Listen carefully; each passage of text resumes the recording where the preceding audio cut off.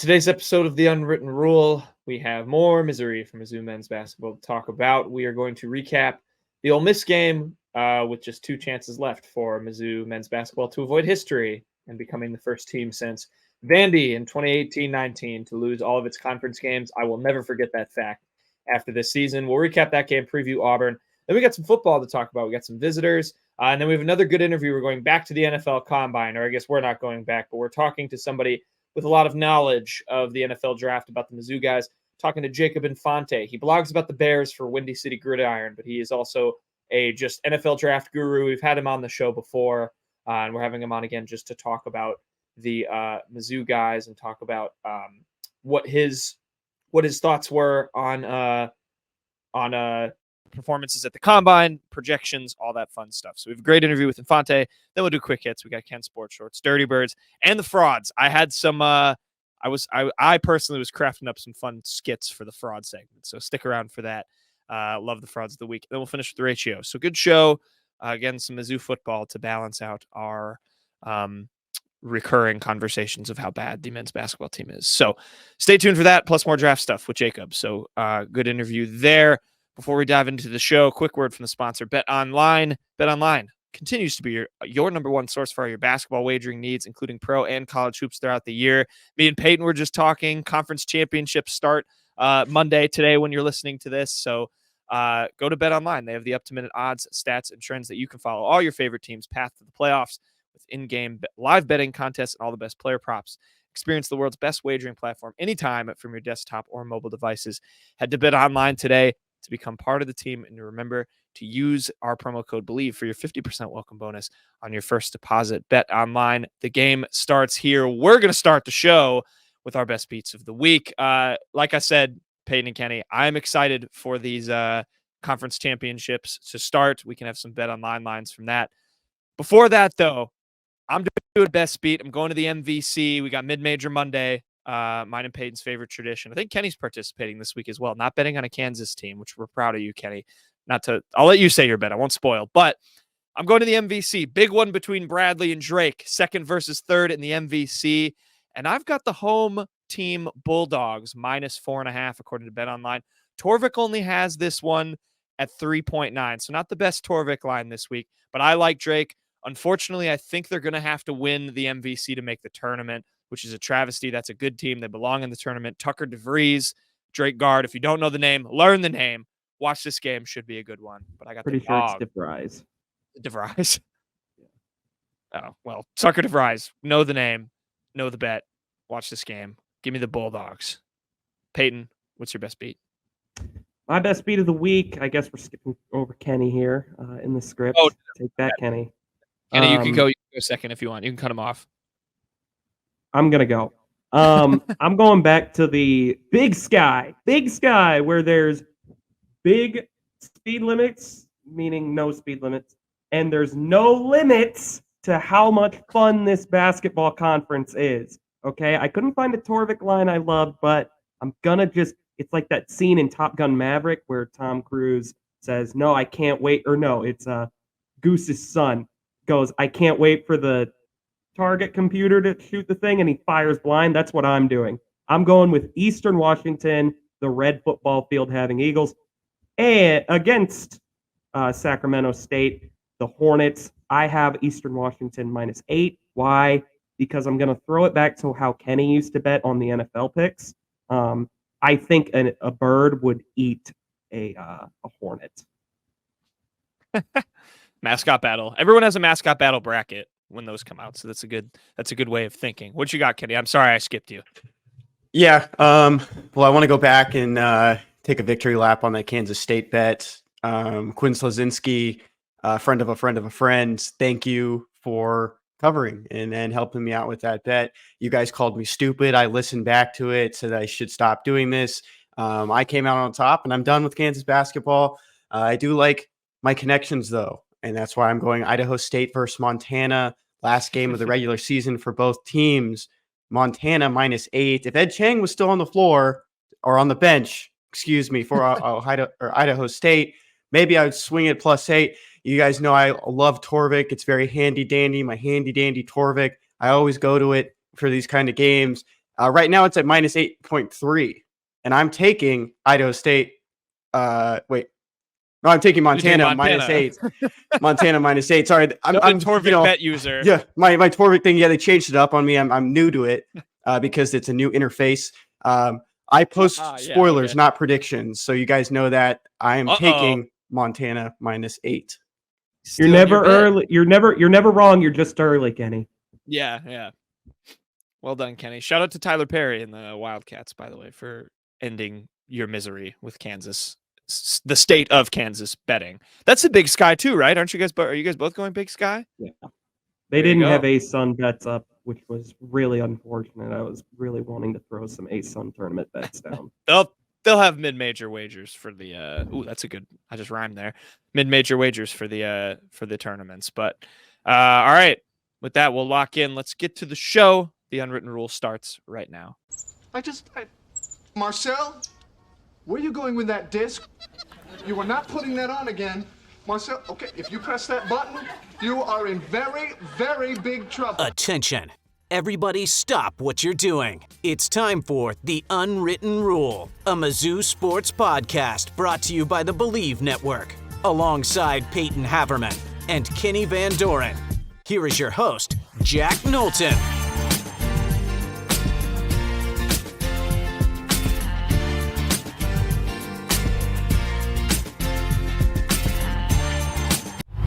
Welcome back to The Unwritten Rule. Today is Monday, March 4th. Happy March, Kenny and Peyton. We're into springtime. We're almost to March Madness time. I'm so excited. Even though the Tigers will not be coming anywhere close to any postseason tournaments because they lost again and are now 2 games away from becoming the first team, as I said in the intro, like the 2018 or since the 2018-19 Vanderbilt Commodores, to go winless in conference play. Mizzou dropping at home to Ole Miss 84-78. This was a game that even a week ago, Peyton felt could be the one and only win the Tigers steal away in conference play, then came on last show and said that would no longer be the case. And you were right, Peyton. The Tigers did keep things close. I believe they came back from 21 down at one point in this game, but again, just find another way to lose. And here we are once again. What was your take on the game?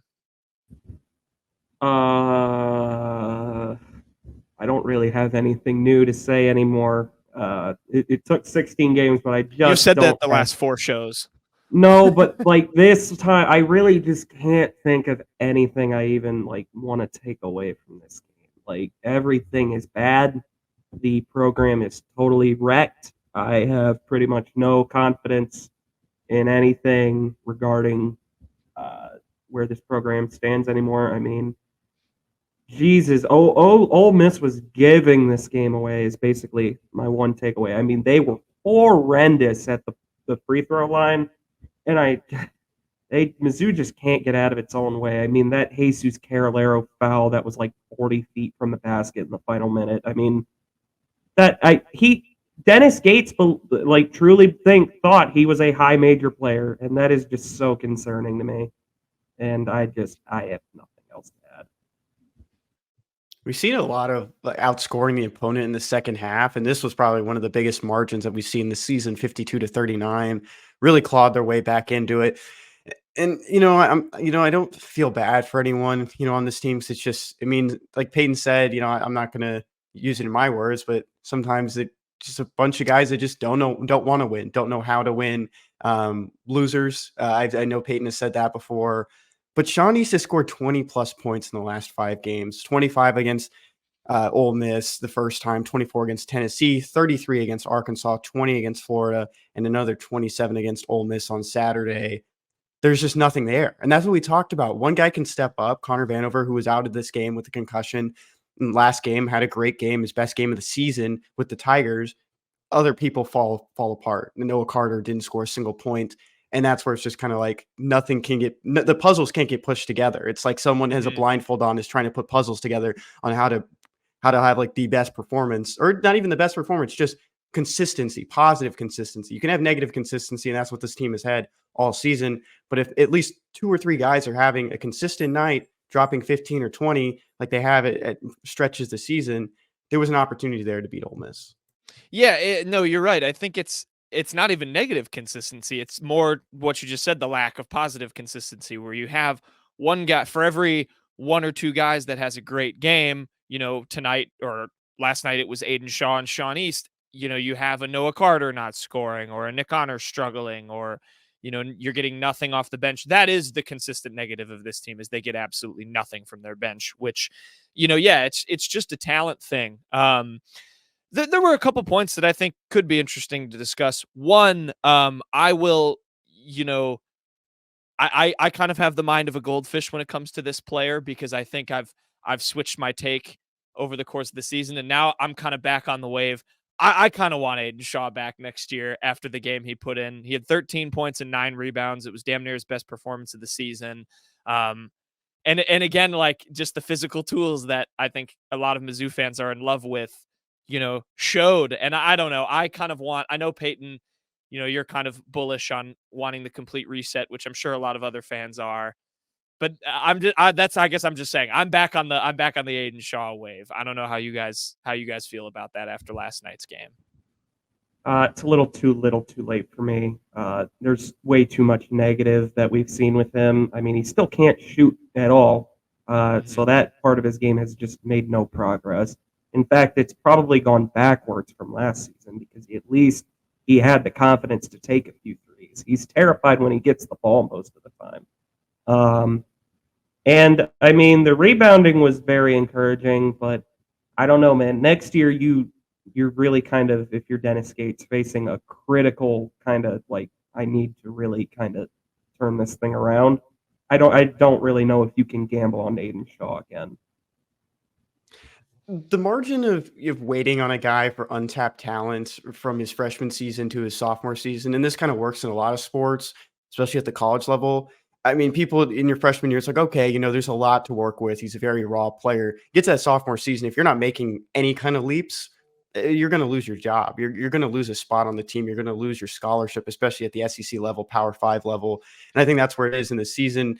And you look at where the season's gone too. I mean, you wanted to find some bright spots, and he was a guy that was a 4-star recruit. And I know some people have made the remarks that, the COVID year that he had in his final year wasn't a true basketball season, but he still had a lot behind him.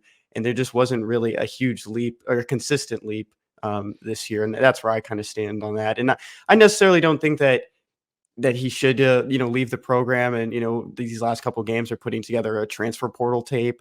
In that sense, I still like the idea of him coming back, just because, him and Dennis have a good relationship from what we've seen and what we've heard.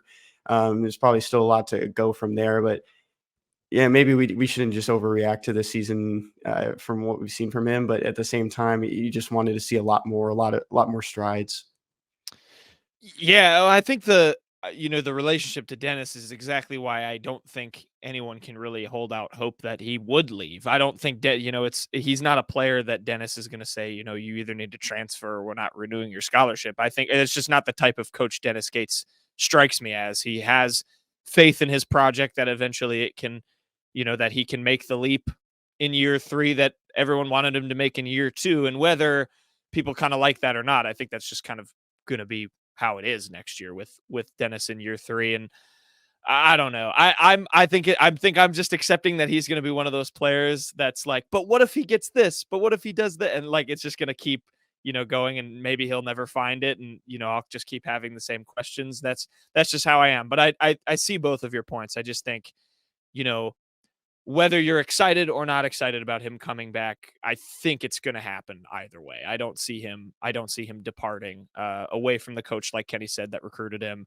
and away from, a team that, as bad as this year's been, is still a high major program. And, well, I mean, Konzo was the one that mainly recruited him. I guess that's true. Dennis brought him Dennis back just in, came But in it was and keeping him. That's what I'm saying. Like, if the relationship came back, he kept him. I mean, you see it at other sports too. Brady Cook wasn't a Drinkwitz recruit. Drinkwitz, I mean, it was a little bit different that he just stayed, but I mean, you still give him credit for I guess keeping him around, and I mean, turning him into a guy that can contribute.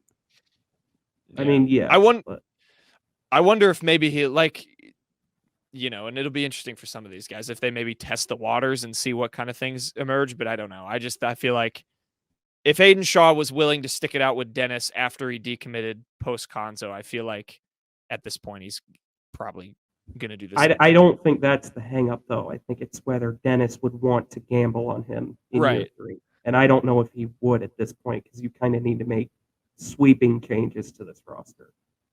Yeah, I can see that point. I guess I differ in that I do think Dennis is going to want it. That's just because that seems like that's what He Dennis might. says, that he will want to gamble on him and bring him back. Either way, he had a good game. And then the only other thing I wanted to bring up was the stat that Gabe tweeted that we've brought up on this show before, which was, and I didn't look at the replies. I saw Gabe made a remark about who was replying to him about this tweet, but he tweeted the luck stat where Mizzou ranks, according to Ken Palm, which keeps track of a luck stat, how lucky a team is. They're dead last in that rating. They're 362nd. I believe their record in games decided by 5 or fewer points is flipped completely from last season. I think it was like something like 15-3 a year ago, and now it's 3-15. Peyton, I get the sense that you're not going to use that as any sort of excuse for what's gone on this year, but I think it was interesting that Gabe pointed that out, where it's almost as hard as it is to win in the SEC. It's almost as like equally as hard to lose this many games and to truly like not luck into a win. Mizzou just hasn't done that at all this season. Yeah, I think people will look at that stat and think it's an excuse, but that's not really what that stat is saying. It's just saying like Mizzou is really damn bad in like one possession close games, which is sort of just regressing back from last year when they were just, I mean, it felt like every time it was a tie game inside the last 2 minutes, they were going to find a way to win. That's just not what this team's the exact opposite. I am very down on where they stand right now, but you don't get to 0-16. Like, yes, they're phenomenally untalented. This team probably would be a basement dweller regardless, but you probably, like, it's very rare where you get to the point where you're in, like, all of these games and you don't luck into one. Like, that's not making an excuse. That's just simple logic. That's just playing the odds. Like, it's very improbable what Mizzou has done this year. That doesn't make it okay by any sense. It's a completely horrendous, horrible, just inexcusable year. But they are totally unlucky and probably should have a win or two. This season, really makes us more cautious to the next couple of years under Dennis Gates, or how much longer he has as the head coach. And we don't know if the seat's warm or whatever of that instance. But I mean, we've mentioned a couple of times, pretty spoiled coming into a first season with a bunch of transfers we didn't know much about, and getting to the tournament in his first year after, a pretty poor performance from Conzo Martin's team in the last year he was at the helm. But looking forward, I was thinking back, and I listened back to one of our shows back in May and April. We were still on the radio last year, and we were talking about Jesus Carolero, and I even threw it out there, like, maybe Dennis looks at him as a guy that just starts at the forward position, kind of scrappy guy. We were pretty excited about where that team looked at, even after missing on some big time transfers, just because we thought Dennis was like this mastermind of finding underrated talents. And of course, injuries have happened. Players didn't really play up to the par that they wanted, but kind of just opens your eye. If you lose a guy like Kobe Brown, you lose a guy like Demoy Hodge, we didn't expect Demoy Hodge to have such a huge impact that he did last season. But you lose those guys and you don't bring in someone of the same caliber to replace it, then we shouldn't have the expectations that they're going to be on the same par or even a little bit below. Drew King came on with us, and I think we all were in contention that it wasn't a better team than last year, but we still thought this team would be middle of the pack in the SEC, and it wasn't. So I think moving forward, this kind of just opens our eyes, put on the glasses and don't get blinded by what's happened in the past. Just kind of really do a deeper dive into what this team looks like moving forward. Yeah, I think Dennis is what we've come to learn now is he's not necessarily a finder of underrated talent, but he's a good developer of it. I mean, that's what he did at Cleveland State, and then he took all of that, kind of hidden gems that he sort of grew and brought him to Mizzou, and they jumped up a level. And so I don't know. I think it's like, he has to do the same now, where you have to develop that talent at a high major level, not a Cleveland State level anymore. And yeah, I don't think we can have the same expectations that he's going to find a mid-major guy. And we can't just think, oh, he sees something in this person. He sees something like we thought he maybe saw something in a Carolero or a Kurt Lewis or whoever else, because he's kind of lost that trust that, it's not, he's not going to go out and find the next Dalton Connect. He needs to find players who are high major guys like the ones he was targeting last year, the Caden Shedricks, the Matthew Clevelands, and get those guys on campus instead of missing on them. I feel like that's, I would say also, like, Dalton Connect was obviously, like, good is the thing at Northern Colorado. It's like you can't get guys like Jesus Carolero again, like, from low majors. Like, you got to get, like, bona fide, like, not all of them pan out. Like, Grant Nelson for Alabama hasn't had a great year, and people thought he was going to maybe go to the NBA draft. But I mean, guys like Denver Jones, he went from FIU to Auburn. He's been great for them. Dalton Connect is going to win SEC Player of the Year. And I mean, he was at Northern Colorado. Dennis has got to, I mean, he can't try and find hidden gems. Like, he needs to go get, like, proven commodities now. Right. Yeah, that's a good caveat. Is that, Connect was a proven, it's not hidden gems at the mid-major. If you're going to get a mid-major transfer, it's a guy who's been averaging 15 plus points a game already. And it's, can you translate that to the SEC like Dalton Connect did? It's going to be an interesting offseason, for Mizzou men's basketball. And we'll have our eyes, like we said, on transfers. Peyton and I for sure watch a lot of mid-major basketball.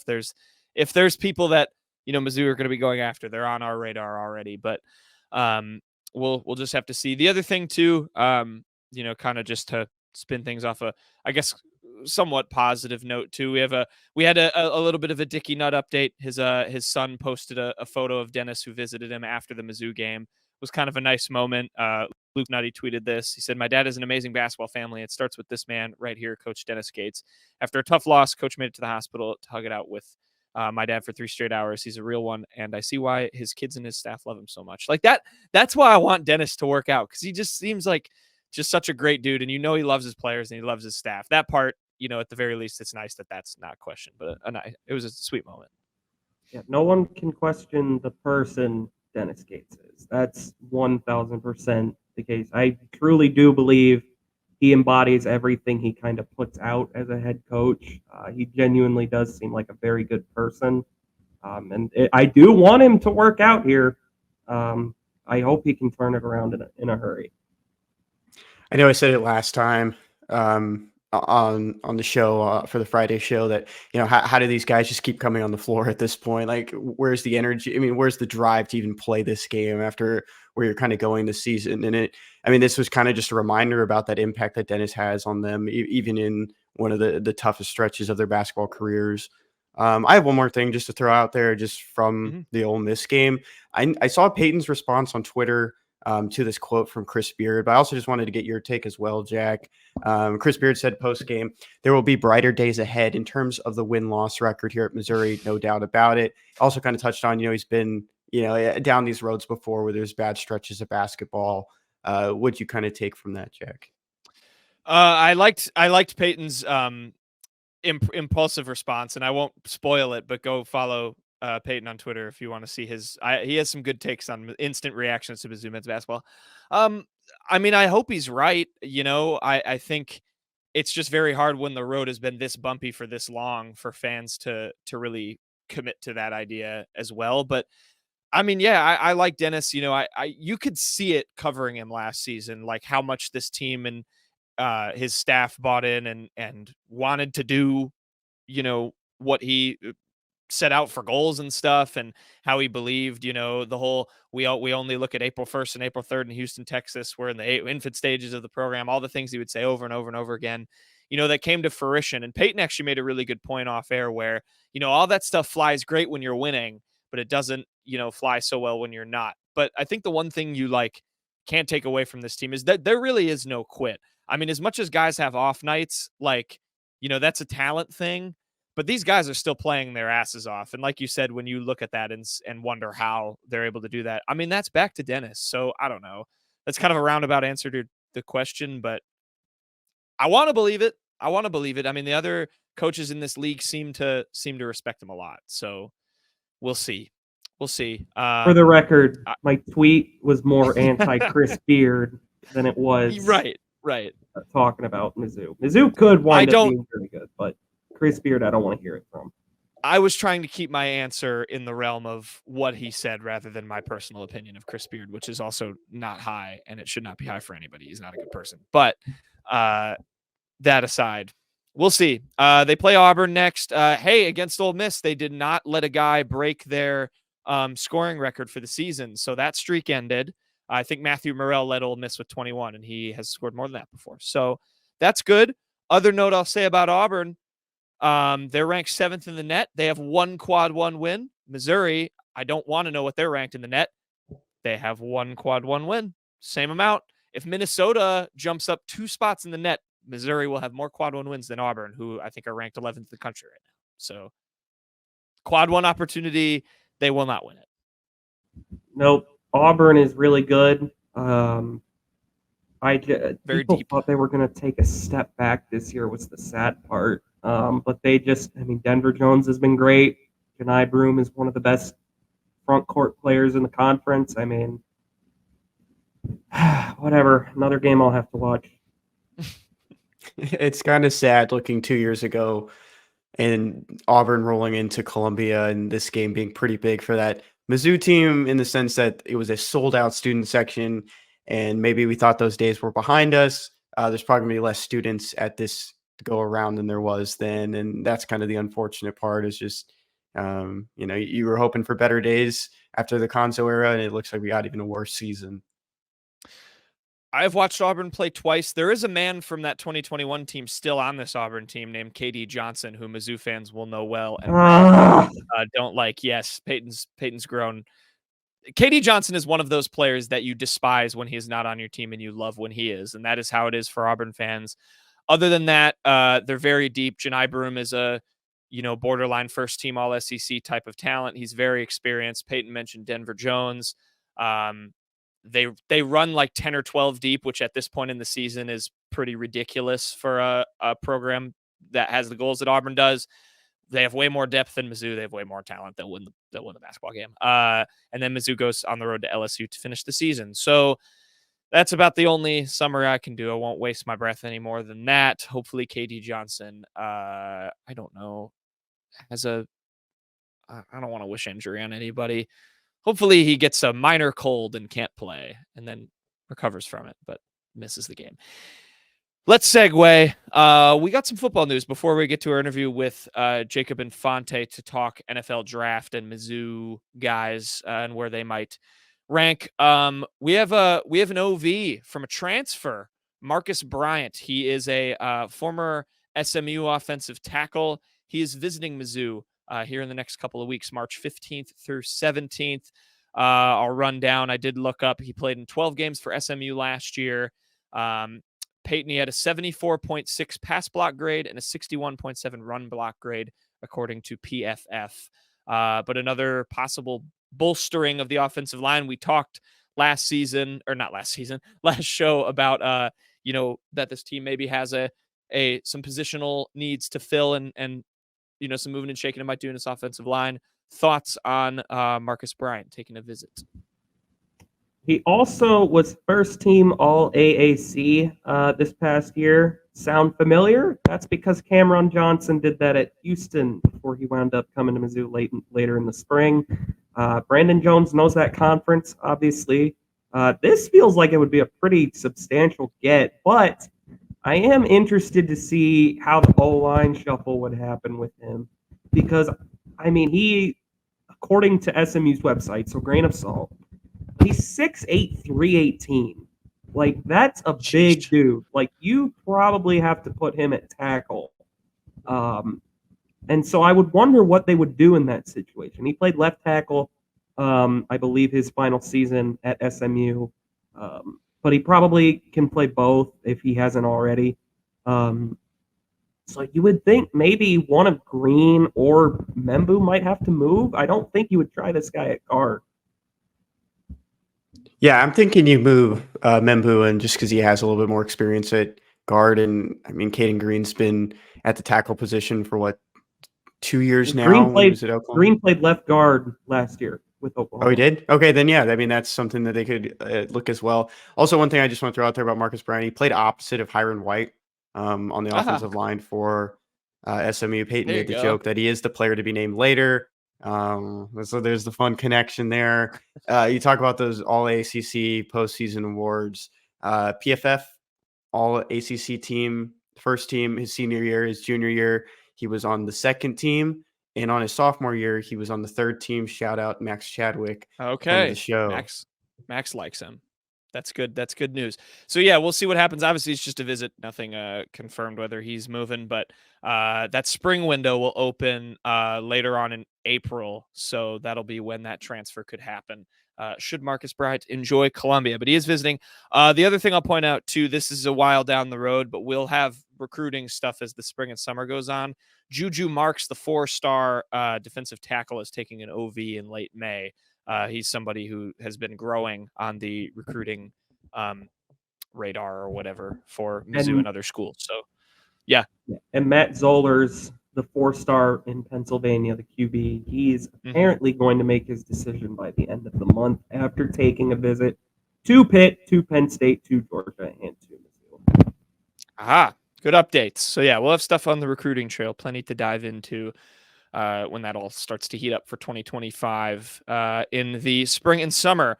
With that, let's kick it to ourselves. We got a good view. Jacob Infante, he blogs about the Bears for Windy City Gridiron. He's also a huge NFL draft expert, and he's going to give us his takes on where Mizzou guys are standing and where they might get drafted and projected based on stuff at the combine. So good interview with Jacob Infante. We will kick it to ourselves. Okay, we now welcome on a very special guest. It's 2 shows in a row now where we bring on someone whose main job is not to talk about Mizzou. And we force them to talk about Mizzou because they're just an overall football expert. It's Jacob Infante. He blogs about the Bears. If you're a Bears fan, you'll love his content for Windy City Gridiron. So he's just got a good Twitter overall persona, too. I would highly encourage you follow Infante on Twitter. But Jacob, thank you so much for joining us. We've had you on before. You're a big NFL draft guy. And, you know, we're getting in that mode with a lot of these Mizzou guys at the NFL Combine. So we're going to ask you about that. I'm going to start you off, though, with a general NFL draft question. I think this does apply to Mizzou because this obviously gets posted about everybody. What's the deal with these relative athletic scores? How seriously should people take those? Because I've seen some from Mizzou guys, and, you know, some are obviously really good. Some are not so good. You know, what are those all about? Why should people care about those? Yeah, so what the RAS, the relative athletic score, essentially what that is it's just like a quantifiable way to identify, all right, who are the most athletic players, size considered, speed, agility, explosiveness, things like that. I remember I watched an interview just a couple days ago of the guy who invented that Kentley Platty. I don't remember how to pronounce it. I follow him for years. Platt. Okay. But he was just talking about how, like, he used it as an example. Le'Veon Bell back in 2013 didn't run a very fast 40-yard dash, but he's a bigger running back. He was really good agility, really good in vertical and broad jumps. But the consensus was, he's not very athletic because he doesn't run a really fast 40-yard dash. And he used that as a way to get like an overarching understanding of how athletic a player is. So it's graded on a 0 to 10 scale, and it just generally puts a number on size considered, athleticism considered, how athletic you are and how talented you are physically. So it's really grown in popularity over the years. It's gotten to the point where teams genuinely use it. A lot of the top draft analysts use it to some capacity. I know I use it in some capacity, not to say I'm a top draft analyst because I am not, but at the same time, a lot of reputable people use that. So I don't think it's the end all be all, because you're going to have like Chase Claypool is one of the top receivers of all time when you put together, decades and decades of athletic testing in there. Obviously, he's not one of the best wide receivers of all time in the NFL. So a high RAS score isn't going to indicate, you're going to be a stud in the league. just like a low score isn't going to indicate you're going to be terrible. So I know Jarvis Landry had a low score coming out of LSU, and he was a multi-time Pro Bowler at receiver. So, you can do well with a lower RAS score, and you can do poorly with a higher one. But it just generally goes to show who has the most physical tools coming into the NFL, and just puts like I said, a quantifiable number on exactly how athletic a guy is. So obviously, for that standpoint, it's a valuable tool to have. Definitely, you're a top analyst. Don't sell yourself short, bud. I try. So there's someone I know who puts together what do you want to call it? Like a grading system for how draft analysts do every year, based off of like how accurate their top 5, top 10, top 50, top 100, stuff like that. So your guys own RAS. Exactly for draft analysts, and I'm better than Bleacher Report. So there's that. Oh,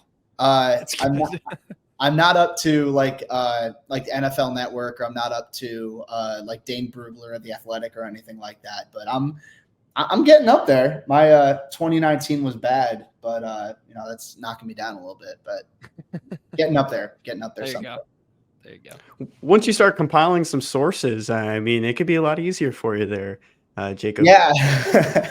Yeah. I don't know if that's like a subtle shout out, like, hey, you have no sources. So for you, Kenny. No, I'm saying you're doing well without like inside knowledge to some of these teams. You always have to take things the wrong way, Jacob. That's how it is. Okay, let's move on. We're talking about relative athletic scores. Someone who didn't have a great relative athletic score was Cody Schrader.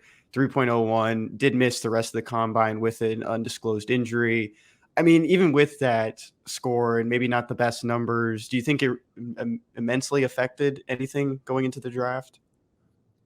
I mean, not really. I think you watch Cody Schrader, you're not going to see a speed demon or anything. Like, his breakaway speed was just average on tape, and he's not the biggest guy. Like, he's 200 pounds, which is solid, but he's under 5'9", so he's on the shorter side. I think naturally, when you combine that lack of top-tier size and top-tier speed, that's naturally going to give you a poor relative athletic score. And I think the fact that he got hurt midway through and didn't have the chance to do any of the agility drills later, I think that definitely hurt him. He might have had a higher grade if he had the chance to do those agility testing drills, but at the same time, I think you watch the tape, you see someone, he wins with power and he wins with his intelligence, his ball carrier vision, his processing in between the tackles, and how tough of a runner he is. And that type of stuff isn't going to be measured super well based off of how fast you run in a straight line or how big you are. So I mean, I never really expected Schrader to have a great RAS grade by any means. I do think that a 4.61 honestly is a pretty solid time for him. I was expecting a little bit slower out of him, so props to him on that. I think that all things considered, the 10-yard split of 1.55 was pretty solid. Again, you're going into this having watched Schrader. Obviously you guys have. I've had the chance as well. He's not an athletic freak by any means. That's not how he wins. So I wouldn't say it's surprising. I don't think it necessarily hurts his grade or his draft stock at all, just because if you watch him, you know what you're getting yourself into with him. No, one thing that just throw out there as well for some of the people is that, later this month, there is the pro day, and a lot of those guys talked about, we'll have improved times and numbers by then. When we give you some of these players though, Jacob, can you throw like a round projection that you think some of these guys will go, even maybe UDFA if you don't think they're going to get drafted? So we can start with Schrader. Schrader, I think he's going to go like early day 3. I'd say probably round 5. I think is a pretty good bet for him, just because, he doesn't have the top tier physical upside, and he's a little bit older for a running back, but obviously his tape from this year speaks for itself. He was incredible this year for Mizzou, and I think he's someone, his ability to overcome adversity is something I think teams are really going to fall in love with. And that, on top of his power, on top of his contact balance, on top of his vision as a runner, it's definitely something that's going to get him drafted. So I have about a round 5 on him right now. I could see him going round 4. I don't think he falls any lower than round 6, just because, someone who's that productive at the SEC level naturally is going to get drafted, in my opinion. So I'm going to go round 5. That's the grade I have on him right now. I think he'll be a solid rotational back in the league, and I think that's something he can carve out a nice career for himself. And then the relative athletic score, I know we touched on, you didn't really think it would affect Schrader. A couple guys that kind of did maybe it affected was Ennis Rakestraw, Darius Robinson, and Kris Abrams-Draine. I know people were a little surprised by kind of the size Ennis Rakestraw had, but I just wanted your thoughts on their combine. Obviously, he ran a lot slower than everyone, himself included, thought he would.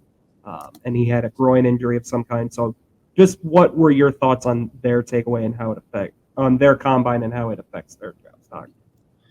Yeah, so, I mean, I'll start with Rakestraw just because I feel like he's probably the most likely to go pretty high in the draft out of the Mizzou players. Obviously, Darius Robinson and Abrams-Draine, I think, are going to go pretty high too, but Rakestraw, I think, is probably going to be the first one off the board. I wasn't necessarily surprised that he didn't have a great relative athletic score. I mean, his broad jump was solid. A 4.51 isn't a bad time for a cornerback by any means. It's just not amazing. And, going back to his size, he was 5'11", 183 is what he measured at the combine. And sure, maybe that's a little bit smaller than what he was listed at. But at the same time, you watch him, he's not the biggest cornerback out there. He wins, I think, kind of similar to Schrader. He wins with instincts and he wins with physicality. Different position, of course, but I think it's still sentiment kind of applies to Rakestraw's abilities at corner. You're watching him, you see how well he processes, how well he how good his route recognition is. He's got good fluidity, and I think that not being able to participate in agility drills might have hurt him. I think he could have done pretty well in those. And obviously, we'll see what happens with him at his pro day, assuming he's able to participate in full, just assuming it's not a massive injury that he's got going on right now.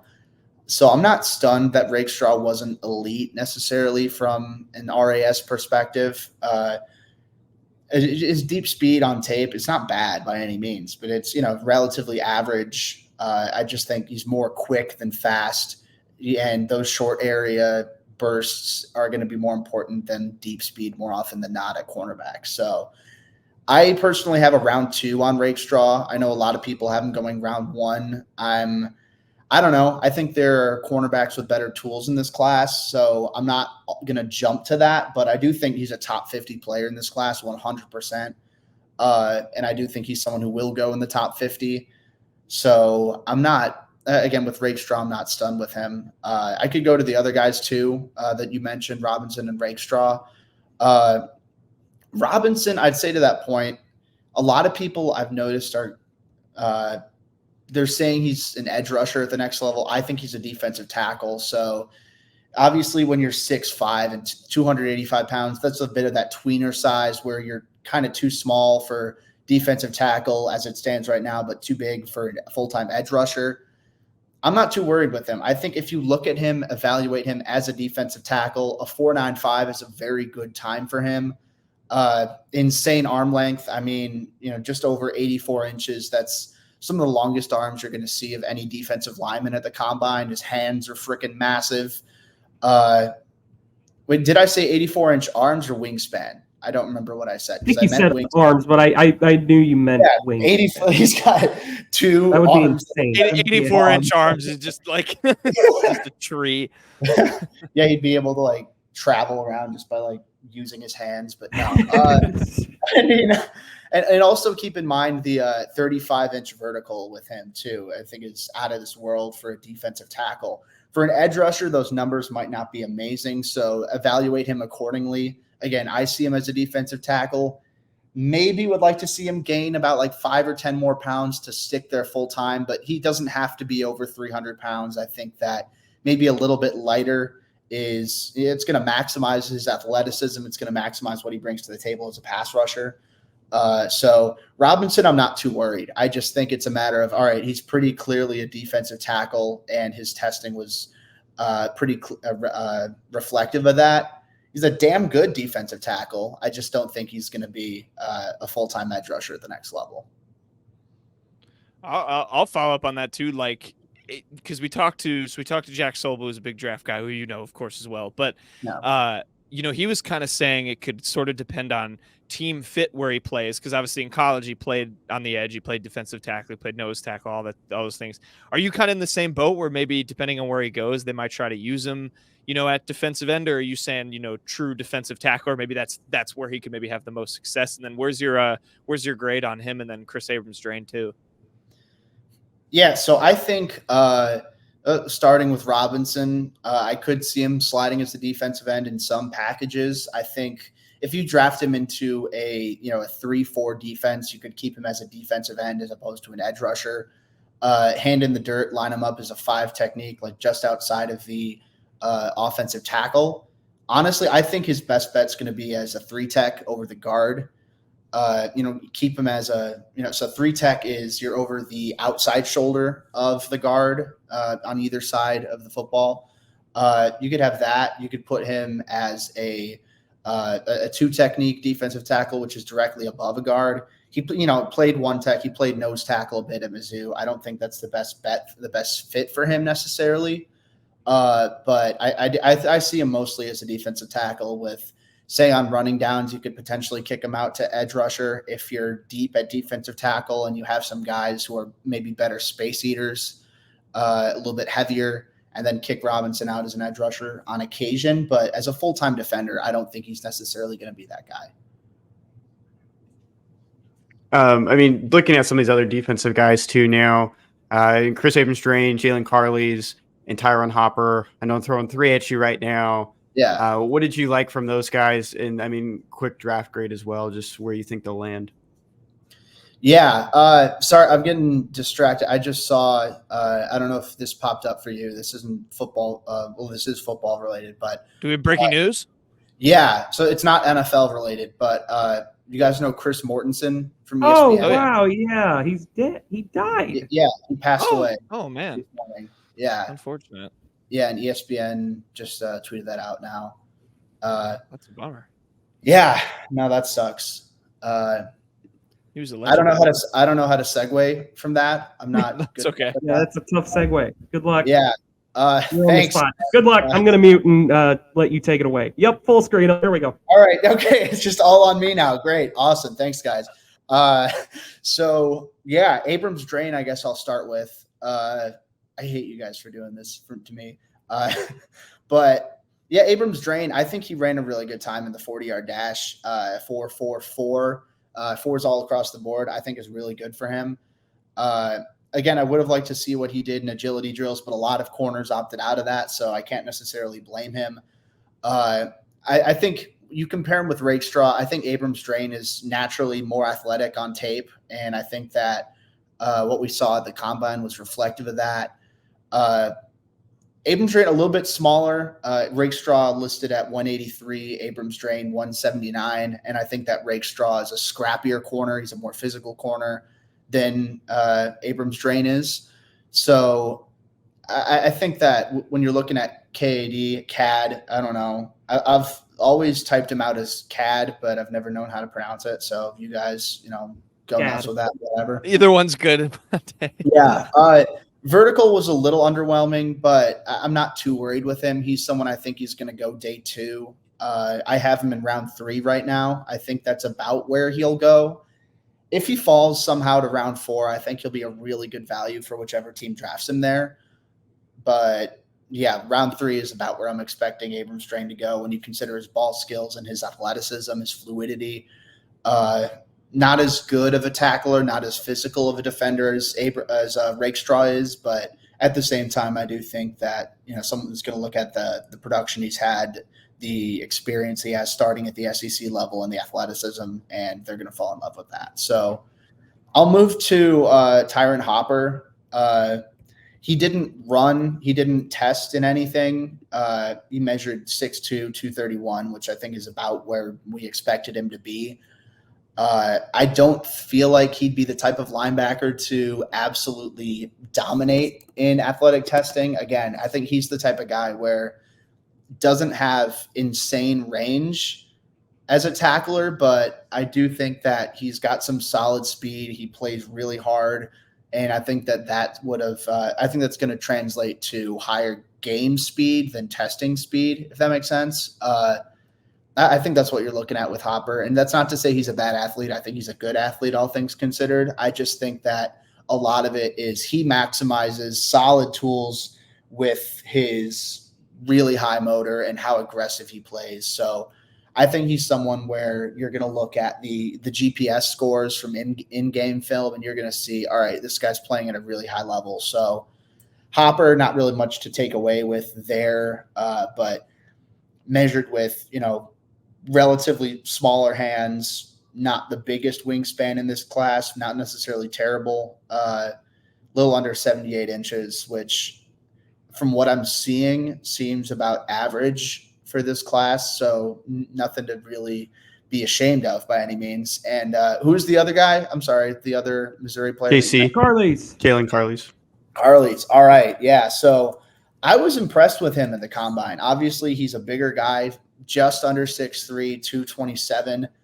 I'm curious to see if he plays linebacker full time, because that's a massive safety. And he's one of the, I want to say, the second tallest safety at the draft this year. Don't quote me on that, but I think that sounds right. And probably the second heaviest, just under James Williams, who's like 6'4", 230, something crazy like that. But Carlies' measurement was really good, 10-inch hands, just under 81-inch wingspan. So obviously, watch him on tape. You're going to see that he's massive. He's a huge safety, and I think that's going to be enticing to teams who want to use those big nickel, big dime coverage packages where, instead of 3 corners, you put in 2 corners, 3 safeties, or a big dime, you have 3 corners, 3 safeties instead of 4 corners, 2 safeties. And the 4.5 flat, I was really impressed with in the 40-yard dash. And I don't think he's the rangiest safety in coverage. I don't think he's the most fluid. And you ask him to change direction in man coverage, I don't think he's really going to be the best safety in this class for that. But he's quick in a straight line, and he's huge, and he's physical. And I think that those tools are going to make him pretty highly touted as a special teamer, because, when you have a guy that big who's running that fast coming at you, that's a lot of power. That's a lot of momentum. He's going to be delivering some pretty big hits at the next level. I think that probably a day 3 pick. I have him, I want to say round 6. That sounds about right. Round 6. Maybe I could see him going round 5 for a guy who wants some special teams depth at safety. So that's about where I think he's going to end up. I was impressed with how he performed at the combine. I was definitely impressed with how he measured. I wasn't surprised with how he measured, because, again, you turn on the tape, you watch Mizzou games, he's a big guy. So it adds up with what you saw on the eye test. But Carlies I was impressed with for sure. So I think he'll definitely get drafted when you consider how big and how fast he is and how physical he is on tape. But again, you watch him, the coverage, the range is a little bit limited. But, that said, I do think he's going to get drafted day 3. Okay, we peppered you with Mizzou guys, so now I'll let you have a little more freedom here. I want to know, obviously, A.D. Mitchell was a big guy I saw people getting hyped about. Ladd McConkey got a lot of buzz yesterday. Yeah. Obviously, Worthy broke the combine record, but who's maybe someone that had their stock rise the most coming out of the combine? The most? Okay, so I'm going to throw out a couple guys just because I think it's going to be tough for me to pinpoint one specifically. I think you're looking on defense. Braden Fisk, the defensive lineman from Florida State, I was really impressed with how he performed. And he's the type of guy where he started for Florida State in 2023. He was originally at Western Michigan and put together really good seasons there. Made the jump to the ACC, looked good. Again, he's an older prospect, but at the same time, he's big. He's super athletic. He ran a 4.78 40-yard dash at 292 pounds. I mean, that's unreal. And his 10-yard split of 1.68, which is really important for a defensive lineman, because when you think about it, they're not just running straight for 40 yards. It's a lot of all right, how quick are you off the snap? How quick are you in short areas? And Fisk was the third fastest defensive lineman on that end. He also led in the vertical and broad jumps for defensive linemen. So I'm going to go and pull it up real quick to see exactly what the RAS was 9.88. So that means he's a 98.8th percentile athlete for the defensive tackle position historically. So I think that very few people are having as good of a pre-draft process as Fisk is. I don't think he's going to go round 1, but I think he's playing himself in a round 2 territory genuinely at this point. As far as corners go, I'll move to day 2. I think Quinion Mitchell had a really good combine. He led corners with 20 bench press reps, which I found it, impressive that he did bench press to begin with, because not a lot of defensive backs do. And for someone who's projected to go in round 1 to be able to do that, I think that just shows what kind of competitor he is.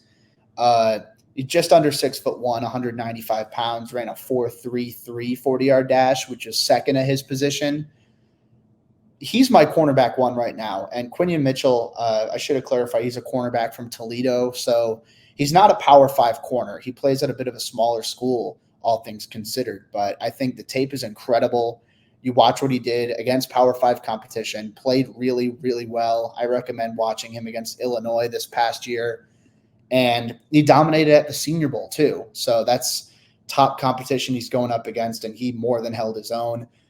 So I think he's someone, I'd take him in the top 15. And that's pretty rare for a player from the MAC to go that high, but I think that Mitchell's an exception. So I was really impressed with what he put together. Theo Johnson is a tight end from Penn State I was really impressed with. So listen to this. He placed either first or second among tight ends in the 40-yard dash, the vertical jump, the broad jump, and the 20-yard shuttle. And I think it's even more impressive considering the fact he did that at 6'6" and 259 pounds. And, like when you look at the tight ends, they're getting smaller, they're getting faster. So you're not going to see too many guys flirting with that 260-pound range in this class. But with Theo Johnson being one of the biggest and one of the fastest and most explosive tight ends in this class, I think that his stock is going to go up. I wouldn't be shocked if he's the second tight end drafted.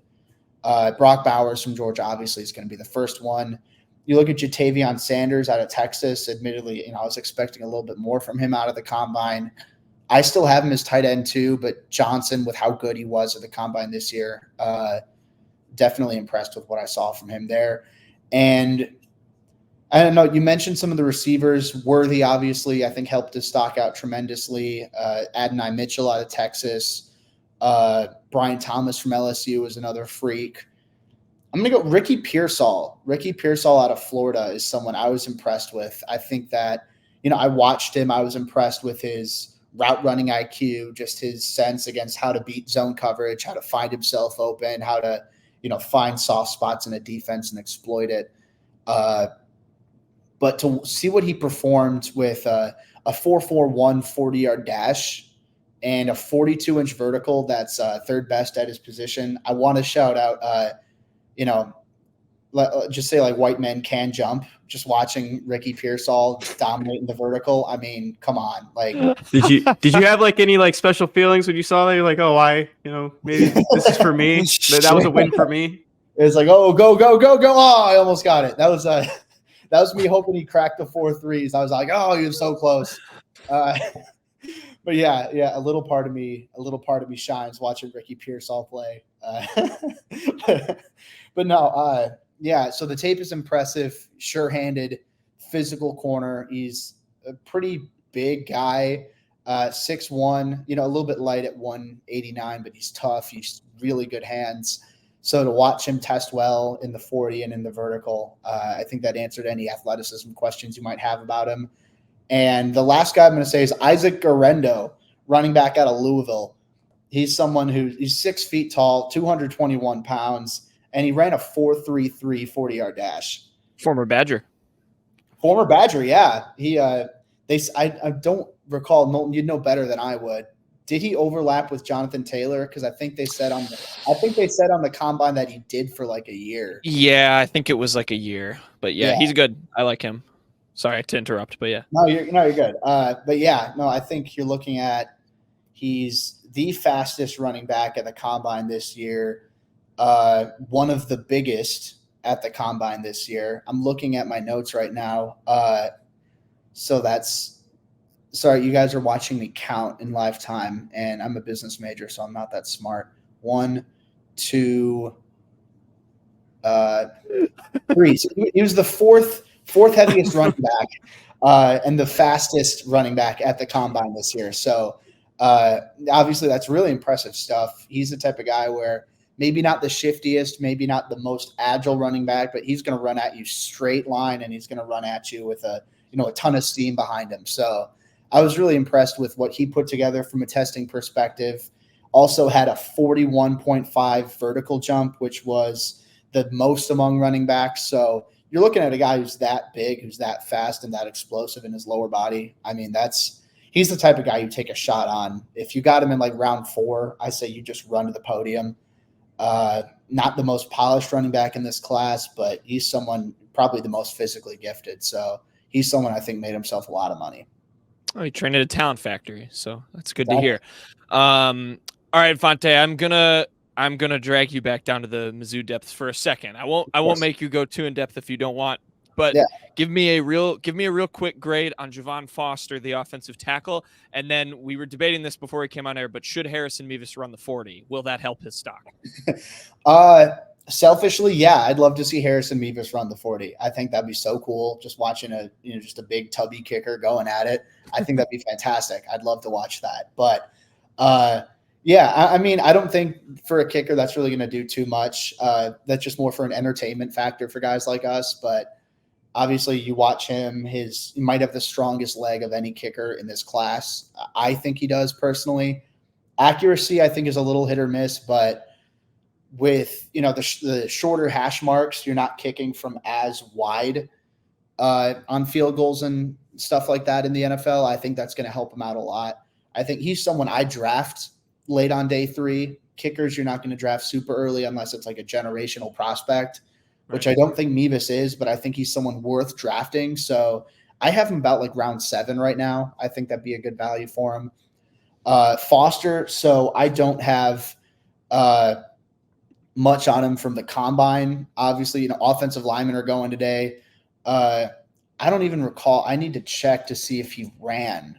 He did, right? Yeah, he did. He did. He ran like a 5.2 or something. Yeah, I just don't have it up in front of me exactly how he performed.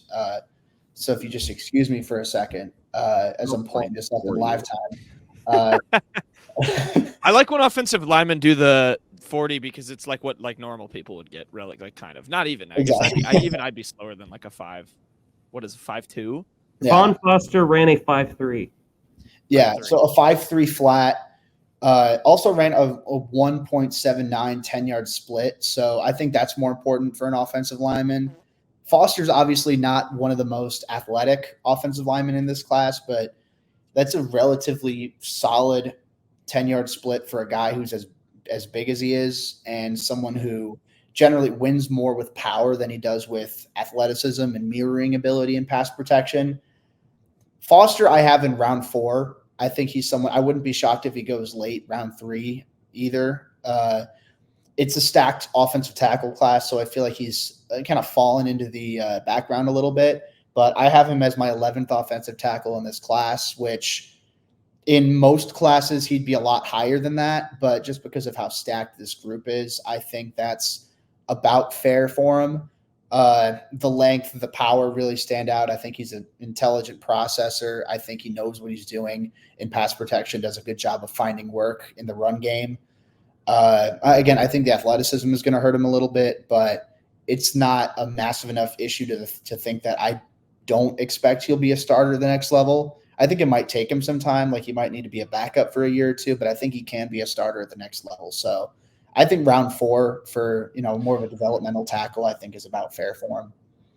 I like that grade. It feels like a good grade. All right. So yeah, there you go. You heard it here first. Infante's got all the. Maybe we'll make a graphic, Infante. Maybe I'll text you and have you send me all those grades, and I'll post it with like some ridiculous photo of you or something. Yeah, please. Before we let you go, give me a real quick prediction for how high Luther Burden's going to go in 2025, because that's what I'm excited for. I'm excited to just be like super annoying about how he's like wide receiver 1 and going to be the best, the next Debo, like everyone says. Yeah, so I'll play it. I'll play like the fine line right now between kind of safe but also a little aggressive. I'm going to go top 15. I'll go top 15 for right now. And obviously, I still have a lot more work to do on the 2025 draft class. That's something I'm not really going to get into until like April, maybe. Mm-hmm. But obviously, Luther Burden speaks for himself. He's an incredible athlete, powerful, good hands, just a tough runner after the catch. There's so much to like about him. I think he's going to be – when was the last time Mizzou had a top 15 pick? Oh, was that Alden Smith? I'm thinking Alden Smith was probably the last one. Charles Harris went like 20 something. Shane Ray was 23. Yeah. Let's see. We're all doing research at the time. Yeah, we're all just Alden Smith, to be honest with you. I think it's Alden Smith. Sheldon Richardson went 13th in 2013. And then 2011, we had Alden Smith 7th and Blaine Gabbert 10th. Yeah.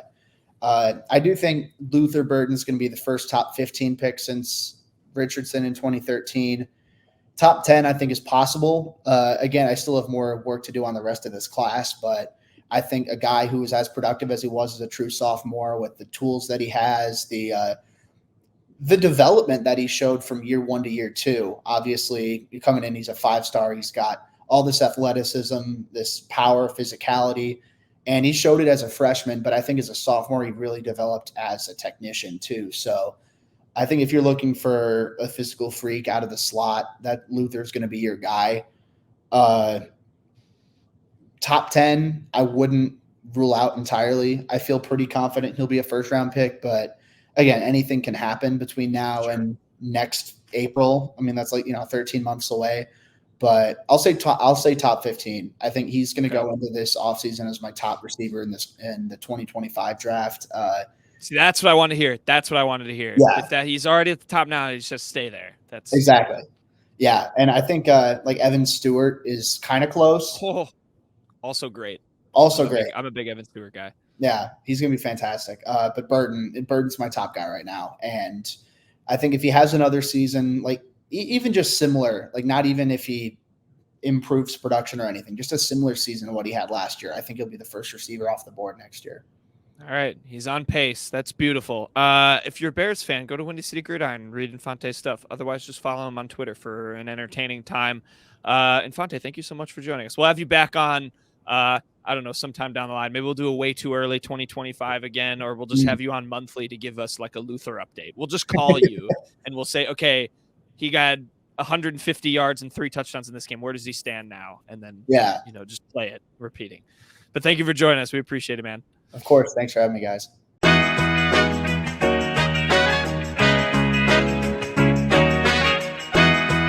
Okay, quick hits time. We're going to finish up the show. Kenny, what's your Ken Sports Shorts? I feel like it's only appropriate that we go 10 years in the past and look at the 2014 NFL Combine. And I'm going to ask you to name the 7 Missouri Tigers that competed in that Combine. I know we've done a lot of draft history recently, so some of these names will come to you pretty fast, but these were the 7 Tigers. And we'll start. I mean, I can give you positions. We'll go down the list, and we'll start with Jack. Jack, the first player listed for the Missouri Tigers is an offensive tackle. And that offensive tackle's name... oh no, I don't want to say the wrong thing. It's one of the good. Is it one of the like the all-timers? Like one of the, or is he? Yeah, is it Britt? It is Justin Britt. Justin Britt. That is correct. I hope we get my time on there. If you guys want to go like all of the Missouri ones, there is a guy from Northwest Missouri State. No. What? No. Okay. No. Next one, Peyton. Defensive end. Okay, and what are the year? Is it Sheldon Richardson? It's only 2014. Okay. So it's not Sheldon Richardson. He would have been around there. I've got Michael two in my Sam head. is around here. Shane Ray. They had like 50 good players It's here. got to be one of those two, Peyton. I think it's Shane Ray. Shane Ray. Is not Shane Ray. Michael Sam. Damn it. Yeah, Is it Shane Michael Ray Sam? was not in this draft. Michael Sam was. He was later down the list that I'm looking at. Okay. So I'll count that one, but there's another defensive end. Tony He's a Ely. second rounder by yep, Coney Ely. There you go. Nice. Next one, cornerback. 6th rounder. Oh, we just EJ did Gaines. Yeah. Correct. It is EJ Gaines. There is a Missouri Western State. If you guys want to guess him, he's a fullback. Wait, no. I think Fullback. I actually think I know who this is. Is it Kyle Is it Juszczyk? Anthony Sherman? It's not Sherman, No. is it? Oh, No. it's not Juszczyk either. Pat Ricard? No. Where did Tyreek is Hill he go to still playing? college? Tyreek Hill? Oklahoma He State. went to Oklahoma Alabama State. Western. Alabama Western. That's what it was. I was trying to think of the JUCO. Sorry. It's a D2 school actually. Sorry. D2 school.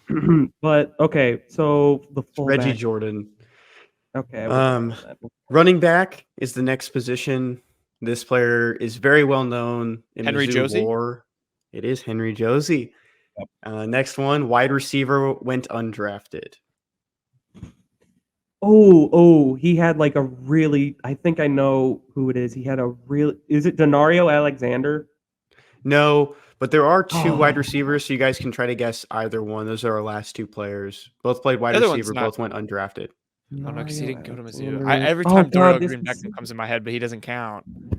There's so many. Like every time I hear a receiver from these teams, I'm like, oh yeah, I know who that is. Oh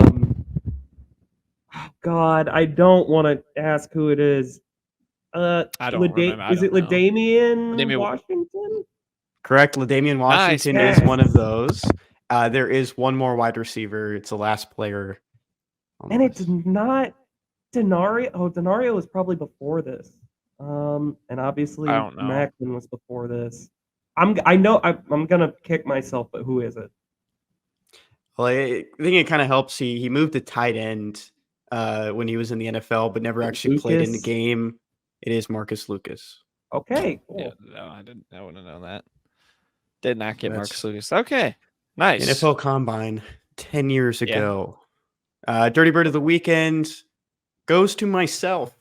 I was working the Astros Foundation College Classic, and I sent in a new photo, a new headshot, because the last headshot they had on file for me there was from when I was a senior in high school, when I was 17 years old.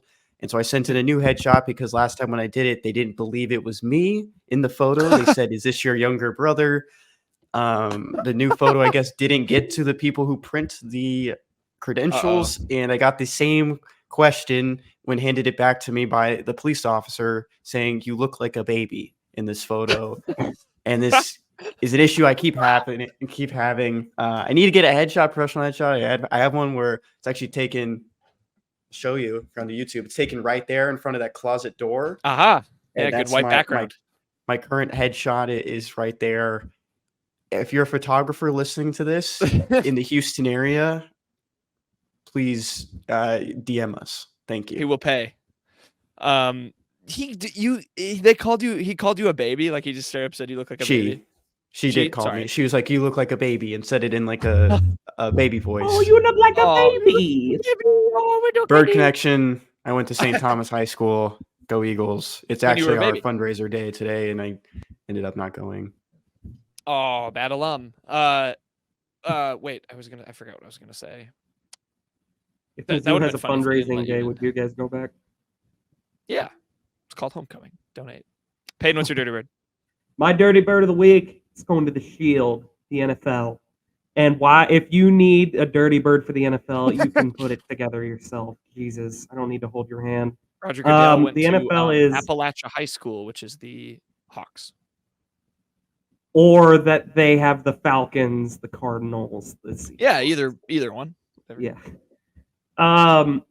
Anyways, they're my dirty bird because they crafted a new rule by or special teams coordinators in the NFL crafted a new rule that would allow teams to attempt an onside kick only when trailing in the fourth quarter, and it would require them to declare it in advance. So surprise onsides are gone, like that famous one in the Super Bowl, whatever, between the Colts and the Saints. That could not happen now. But Tom Pelissero did clarify that if approved, the new rules should actually raise both the frequency and success rates of onside kicks, raising the chances of a late comeback. But with the setup zone now slated to be ahead of the ball, the element of surprise goes away because a different formation is required. So there's formations involved. NFL is just making onside kicks different. So, but they get to be in front of the ball now. Yeah, I'd have to Tom Pelissero had a whole thread about it, but basically surprise onsides are gone. But here is what it is. The setup zone. The kick and return teams would line up on the receiving team's 40 and 35-yard lines respectively and not leave until the ball is touched or reaches the target zone, which is the 20-yard line to the goal line. So nobody can move until the ball is hit. Onside kicks are going to be looking a bit different. Like, they're going to look a bit less clumsy now. So initially this was going to be Dirty Bird because they were getting rid of surprise fun onside kicks. But actually it looks cool. So good on you, the Shield. Whatever they can do to make it better, I don't know. I still think they should let you do a 4th and 25 and then that's how you get the ball back. But we'll see. Fraud o'clock. It's almost fraud o'clock. I have to do my Dirty Bird pay. You gonna skip me? Oh shoot, that's right. Okay, cut that out. Beep. No, you can call that this for your is lost footage. Nope, my Dirty Bird of the week. Maybe your dog shouldn't start barking. Well, yeah, he had to get let in the door. My Dirty Bird of the week goes to the Jayhawks of Kansas. To be honest, I know I've kind of overused this at this point. I pretty much put them in whenever they have a loss in men's basketball. And they had another one, 82-74. They lost to Baylor in Waco in the arena that is very pretty, but has the worst camera angle in college basketball. If you don't know what I'm talking about, go watch a Baylor men's basketball game or women's basketball game. They both play there. Yeah, Kansas, you are the Dirty Birds. They had 74 points. Let's see some stats. KJ Adams, 6 points, 4. I'm not going to read the guys who actually played well because they had quite a few. But, yeah, they lost to Baylor. So they are my Dirty Birds of the weekend. This team is around a 32 exit team, man. They do not scare me at all. I don't think Hunter Dickinson knows how to win in March. He's on Twitter too much. Remember when he was celebrating with Barstool Live on the NIT selection show? Mm-hmm. Dude is a cornball. He is a loser. Big time loser behavior. Okay. Next segment. What time is it, Kenny? Why is the fraud o'clock music so much higher pitch? What time is it, Kenny? It's time for fraud o'clock, Jack. And it's fraud o'clock. I'm getting us started with the fraud rankings this week. And as we reported earlier this week, there was some euphoric news as Sydney Sweeney was reportedly starting to date Missouri local hero and tight end Brett Norfleet. But just like Sydney on SNL last night, we were full of jokes. Mr. Norfleet's dating habits are his own business, and we were telling a Madam Web of lies. Unfortunately, anyone but you at Douglas Lockwoe 18 could have understood that it was a meme. So you are number 5, fraud. Fraud! Why don't you understand sarcasm, you big oaf? Moving on to number 4 in the fraud rankings, we're going to the Roll Frauds. Alabama Crimson Tide men's basketball. They lost to the Tennessee Vols. They are probably not going to win the SEC this year. Nate Oates, in a presser that Jack Knowlton was probably sitting in on, said, "No, we don't rush the court. We expect to win every big game." And you know what? He was proven right. Alabama did not storm the court this past Saturday because they did not beat Tennessee. Rick Barnes gets the win. Nate Oates gets the fraud ranking. He's old. Put me in, coach. I want to play today. Put me in, coach. Play center field. Yeah, that's what the Northern Kentucky Norse were saying on Saturday when they were facing the Mizzou Tigers. Bunch of frauds. Don't look at the score from Friday and Sunday. Noted. Number 3. Oh, and the St. Mary's. Oh, and the St. Mary's. Oh, and the St. Mary's go marching into the WCC tournament with one loss, that is. Sydney Sweeney will be quite happy as her hometown Gonzaga Bulldogs stormed into St. Mary's and took down their rivals 70 to 57. If there's one thing that's certain in life, it's that no matter if the Gales are undefeated in conference play, Gonzaga owns them. And the Gales That's are my not front. true. St. Mary's is good for one win a year. And number 1 in the fraud rankings, it's Cone. Good. It's Cone. Oh, Cone. yes, Cone lost to Bayer Leverkusen 2-0 full time. Our beloved Lions are undefeated. They're very good. Xabi Alonso's the best manager. Bayer Leverkusen historical run. Also, if I may comment on the Alabama thing, I really don't know why they practiced that, because I don't think they would have stormed the court if they would have won that game. But it was just all the more embarrassing that you have a video of your why you're letting anyone film while the security is practicing bracing for a court the SEC storm. network too. I know, that's why I'm like, you shouldn't have let them do that. You should have known it was going to be bad internet fodder if you lost. Yep. Not good. Yeah, good fraud rankings. Kenny, do you have our ratio of the week? It's community note. I guess it's a ratio Sorry, and community a note. community note. It's both at this point. Darren Rovell, known weirdo on Twitter, I guess is the kind of the way people know him. He tweets about money and sports. Caitlin Clark announced that she will be foregoing her last year of women's college basketball and is going to enter the 2024 WNBA draft at the end of the season. Darren Rovell quoted it and said, headline, Caitlin Clark chooses a $750,000 pay cut. And there was a pretty detailed community note. Caitlin has an estimated endorsement portfolio of $910,000. These are endorsement deals through the companies themselves and not Iowa's NIL collective.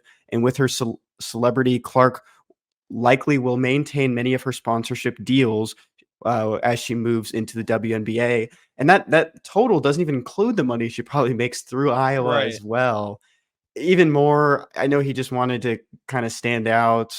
973 replies, 1.1 thousand quotes and reposts, and 1.2 thousand likes. It's just like, I don't know why this is still up. He wants to be right, and he's not. I don't know why he thinks that her like State Farm deal would end just because she doesn't play for Iowa anymore. Like she'd still get endorsed by a national brand. But yeah, I don't know. Hey, she broke the we're recording this on a Sunday. She broke the all-time scoring record. She passed Pete Maravich earlier today. Yeah. Yeah. Did it the congrats right to her. way, What like Antoine Davis. I'm trolling. At this point, I've accepted really Antoine good. Davis was okay. Yeah, there we go. My Peyton. official apology to Antoine Davis. There you go. Yeah. Clearly you were good because, boy, God. Congrats to, I guess not even as much congrats to Caitlin Clark as congrats to the team that gets to draft her, because they're going to be probably like an instant playoff team. So, yeah, Darren Rovell is dumb. She's still going to make a lot of sponsorship money in the WNBA. I am sad for, we have like friend of the show, Peter Camp, and any other Iowa fans that's a bummer. She can't come back and try and win them another national title, but they still have this year. We'll see what happens. With that, we'll end the show. Peyton, got anything for us? This one comes from our favorite TV series, The Today Show. This one actually makes sense to me. Guys, when is a door not a door? When it's a window? When it's a jar. Close. Yes! Right. Nice, We Kenny. got one! Easy. We got one for him. Let's go! Way to go, Kenny, who has always claimed he does not like this TV show. He finally shows his true colors. He loves this TV series. He was an extra. I don't know how you can't like a show he was on. It was pouring. You can see Standing the in the bottom rain. half of my face. But you can see all of that's your your good pal side, Aaron, Kenny. right? Best friend Yeah. Aaron. Our friend Aaron. Yeah, Kenny, the bottom of your face is your good side. All right.